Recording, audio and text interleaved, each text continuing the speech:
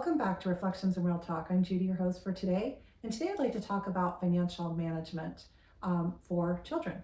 So my son, who is a young adult, he recently turned 18 and he's a freshman in college.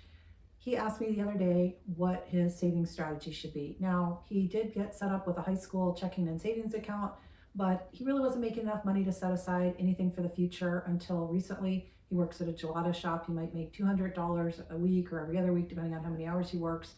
But it's still a great idea to start saving and start saving early and setting up those good habits, just like going to the gym and working out regularly, showing up and having a regimen is really critical to setting up your financial success for the future.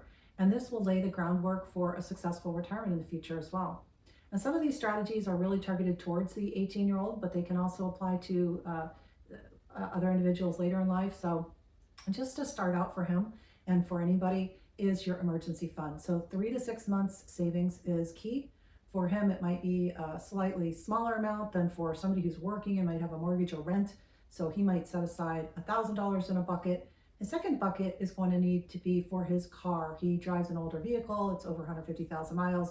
We know full well it's going to need repairs, tires, oil changes, and probably replacement sometime in the near future as well. So that would be his next goal or milestone. And then lastly, discretionary funds might be for vacation or dining out, what have you.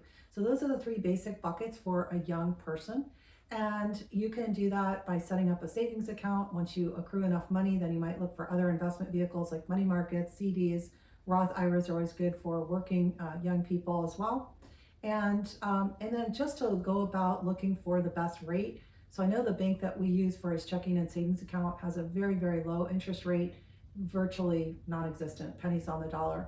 So I would recommend that he seek out a higher yield interest rate. A friend of mine recently told me about some online accounts. You can search it up yourself. I don't have any affiliate links with any of these products, but you can look for things like Betterment or Nerd Wallet. I think there's another one called bankrate.com. And those are 3 opportunities online where you can look for who's got the best rate. Some of the rates right now are hovering around 4.5%, 5%, maybe a little bit less. And some of them I noticed also have introductory rates for opening up an account, but they might require a larger opening balance, $10,000, which would be unrealistic for him.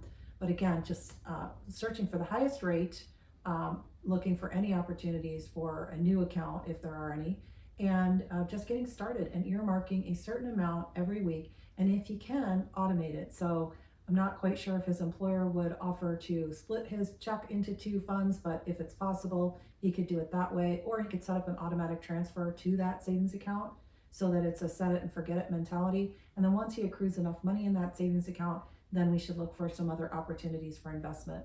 So that's a short little tidbit for today on just saving as a young individual, and hopefully that will help some other viewers on the channel. And if you like this channel, please like and subscribe. Thank you so much. This has been Reflections and Real Talk.